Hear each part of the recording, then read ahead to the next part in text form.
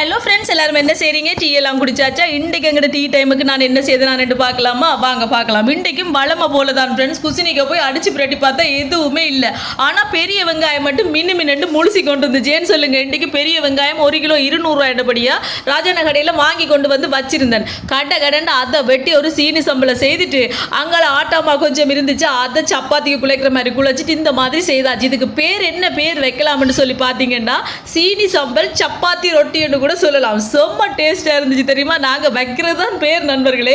இதுக்கு முட்டை இருந்துச்சுன்னு சொன்னா அவிச்சு வச்சு முள்ளுக்கு செய்யலாம். நான் ஏற்கனவே செய்திருக்கிறேன். ஆனா இன்றைக்கு முட்டை இல்லையா, தனியா சீனி சம்பளம் மட்டும் செய்து உள்ளுக்கு வச்சு இப்படி சுட்டு எடுத்தா வேற லெவல் டேஸ்டா தான் இருந்துச்சு.